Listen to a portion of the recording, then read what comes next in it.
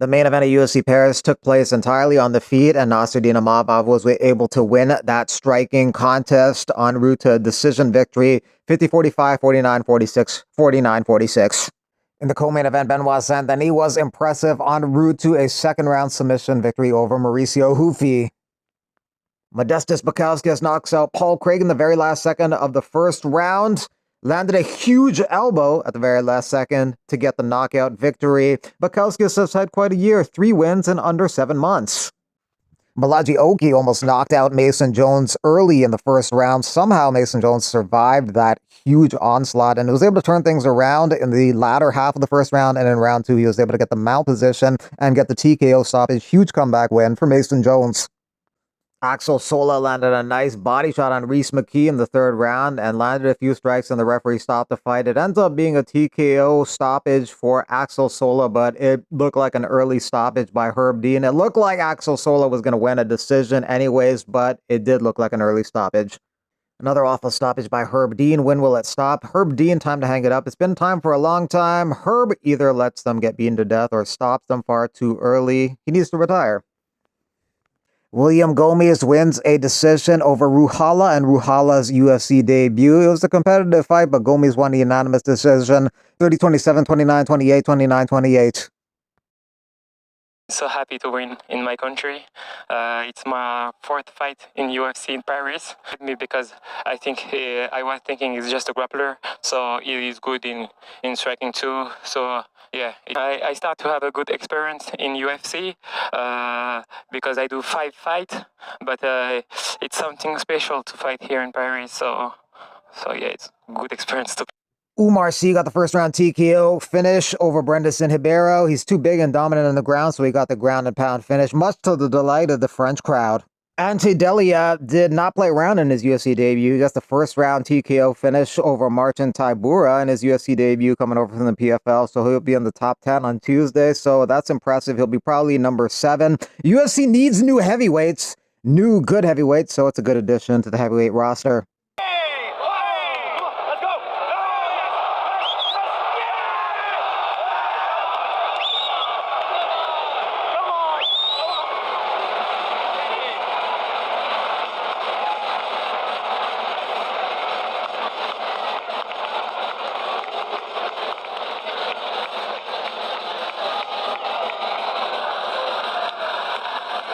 It means so much to him. It means so much to him. He's a great guy, awesome guy. He's been waiting his whole life for that. It's awesome. I'm feeling amazing. I work hard 20 years for this moment. This is my last change. I'm 35 years old. Champion Tim Espinal helped me to sign to UFC, and this is my dream, and this amazing moment for me, for my family, and if I believe I'm knocking out him in the third round. I work every day with Tom Espinal and smash me years and a half, and I know I'm ready for Tibura. You don't see TKO via leg kicks that often in the UFC, but Cowley Fernandez was able to accomplish that against Harry Hardwick, brutalizing him with calf kicks in the first round, and Hardwick wasn't even able to get back up, and then the referee called the fight 3 minutes and 20 seconds into the contest. Unfortunately, Harry Hardwick couldn't even walk, so he had to be wheelchaired out of the octagon. Sam Patterson gets the first round TKO victory over Trey Waters, standing TKO victory in the first round over Waters. Robert Britchett gets the third round TKO over Brad Tavares. He almost got the first round TKO, but somehow Brad survived it. But in round 3, a similar thing happened and the referee stopped it. So third round TKO victory for Robert Britchett. It's good. It feels great. It's a big honor to fight with a veteran like Brad Tavares. Big chance for me. I use it, and thank you, UFC.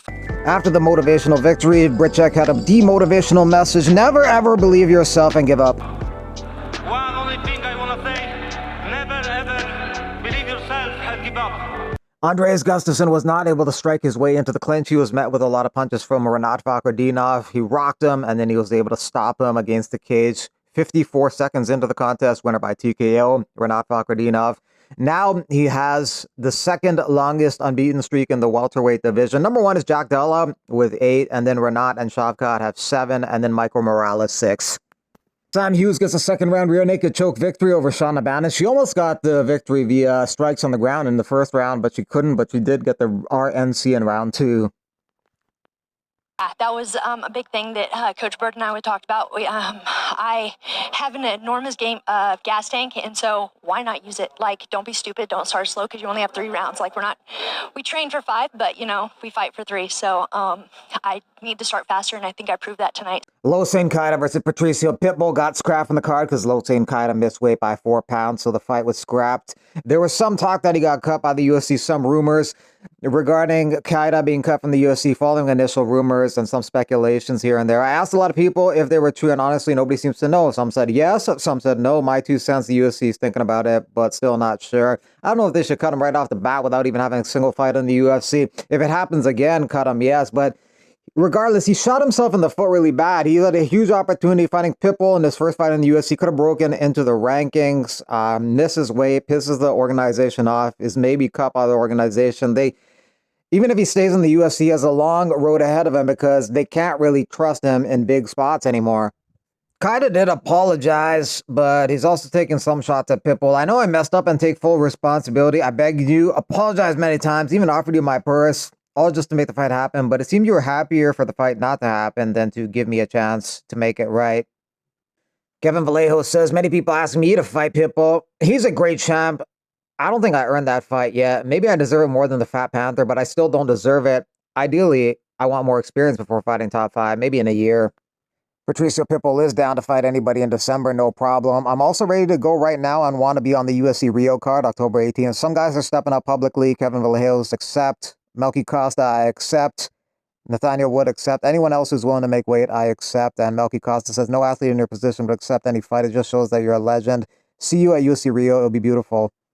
Next week's UFC event is Noche UFC in San Antonio, Texas. Noche UFC headlined by a beautiful main event. 2 absolute wrecking machines at the top of the bill there. Rob Font gets a new opponent in David Martinez after Jose Jr. was forced to withdraw. That'll be a good one. Hernandez Ferreira should be heated. And the main card gets going with the undefeated Mexican Santiago Luna facing Vietnam's Quang Quang Lee. But what a main event for Noche UFC. September 13th. Catch it live on ESPN, 6 p.m. Eastern. Brian Battle signs with the PFL. Good pickup for the PFL. Battle's been in like 3 organizations in like 30 days. Was in the UFC, got cut, quickly signed with Dirty Boxing and picked up a win there real quick. And now he signs with the PFL. He will fight in the middleweight division. Can't make 170. Couldn't even make 185, which is why he got cut by the UFC. Some of the guys at the top include Fabian Edwards, Aaron Jeffrey. So he'll be kind of like a bigger fish in a smaller pond. So good signing for the PFL. UFC Vancouver, UFC Fight Night Vancouver, October 18th adds a couple new fights. A lightweight contest between Kyle Nelson and Matt Favola should be an interesting striking matchup. You also added Cody Gibson versus Ariki Lang in the bantamweight division. Cards headlined by De Ritter versus Hernandez in the middleweight division. On November 22nd in Qatar, Daniel Marcos will be taking on Felipe Lima. And on November 8th, Daria Zhelezhnakova is going to be taking on Luana Santos.